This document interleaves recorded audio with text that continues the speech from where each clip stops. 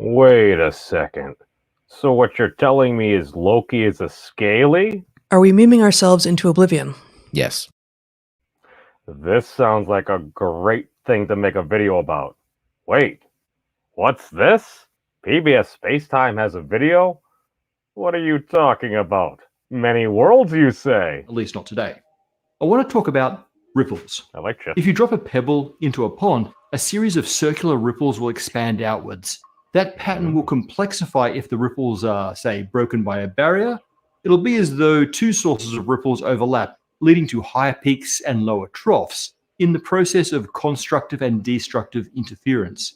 Same if the ripples reflect off the edge of the pond, or if multiple pebbles are dropped. Here, it looks like things are getting more complex. Uh-oh. Here's the intro. Though I know I should be wary, still I venture someplace scary. Ghostly haunting, I turn loose. Beetlejuice! Beetlejuice! Beetlejuice!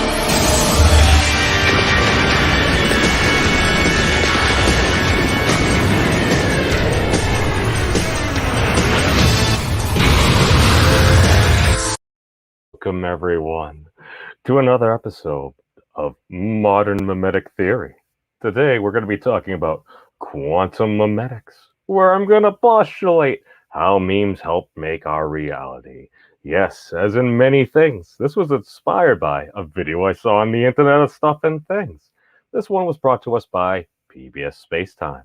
The link is in the doobly-doo below for full context and accreditation.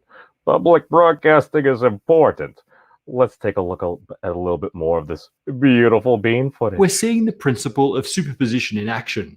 In wave mechanics, this principle tells us that when two waves overlap, their amplitude, in this case the height of the ripple, is the sum of the component waves. Oh, so that's But together. the superposition principle also tells us something much cooler. Oh? If we want to know how this complex pattern of overlapping ripples will evolve, we only need to track the individual ripples. Each ripple moves as though it's the only wave on the pond. You can calculate the overlapping pattern at any point. Wait a second. So what you're saying is the worlds continue, like the worlds are going to do, but at the same time, since they crossed, at someplace else, there's another world doing another thing. Oh dear. In time by calculating the motion of all the ripples separately and then adding them together. And the complexity of the sum has no effect on the motion of the individual. The weirdness of this. Wait. Did he actually just say what I just said? Ooh. This is getting dangerous. Continue, sir. This is clearer if we watch two waves cross each other in one dimension.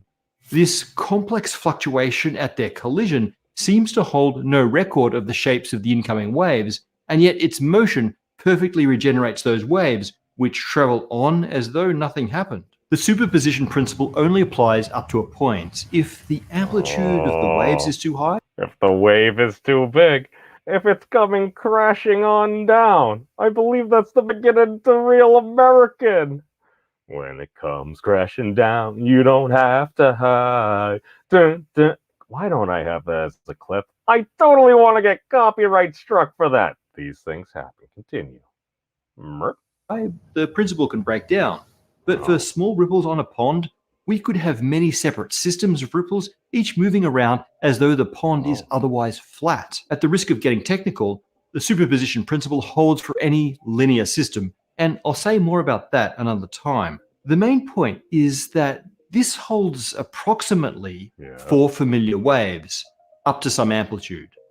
But the superposition principle seems to always hold for the waves that drive quantum mechanics. Okay, so basically, long story short, again, to the best of my postulational abilities, what I'm going to say is, what he's essentially describing there is, all right, we're going to continue on within this universe. However, if there was a particular magnetic function, if you need to make a decision, you end up doing one thing or another. Or apparently there's an app for it. You could literally just send it off to something and they measure like an electron spin or something like that. It's like, well, technically, you decide based on that, we may have spun off another universe because you make that decision. So that sends an electronic wave function throughout the wave function of the power cosmic, and whatever you decide, whatever was the other potential position, because the whole Schrodinger's cat thing is essentially, I like Professor Sean Carroll's version of it. He's like, we're not going to do cyanide based upon radioactive decay. We're going to do the sleeping gas. And he's like, a cat needs to be either awake or asleep. It can't be in between. Well, Professor Carroll, I don't know about you, but I'm pretty sure I've seen the cat in a superposition of being asleep and awake at the same time. You know, when they're really sleepy, and they kind of have those eyes, and then they're kind of there, but they're not really there. All I'm saying is, what's this got to do with memes? All I'm saying is, again, depending on the size of the wave, it's an extraordinarily powerful meme, such as like a meme of destruction or something.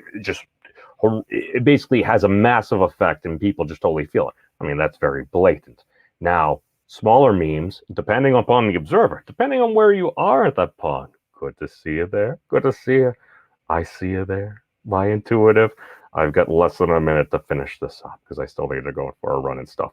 Now, all I'm saying is the vibes we put out, just our aura, our essence, basically the memetics that we gain from one another, depending on our situation, depending on how we receive it, that ripples throughout time. If you continue receiving a lot of the same memes, the same memetics, you're getting the same vibes from perhaps people in similar positions doing the same thing again and again. That's going to help shape who you are. Now, in order to change that, you need a big wave, or perhaps we need some better memes. This is what we need to do, because I truly believe we require better memes, because as Professor Weinstein said, Are we memeing ourselves into oblivion? Yes.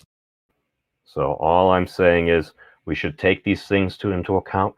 We need better memes. I actually have a full video of that. I'll post it somewhere else. But the 7 minutes has come. My timer I forgot to reset is not going off, but I must part and adieu to you all here. So thank you all for watching now or in the future. It would take longer than the plank time to watch this video. Yes, that's running out, but you know what? When all else fails, I do like squirrels. Peace out, everybody. Be safe. 낮에는 따사로운 인간적인 여자 커피 한 잔에 여유를 아는 품격 있는 여자 오빤 강남스타일 강남스타일 오빤 강남스타일. Have you guys checked out the Memes of Destruction's channel? He's an interesting dude. I like him.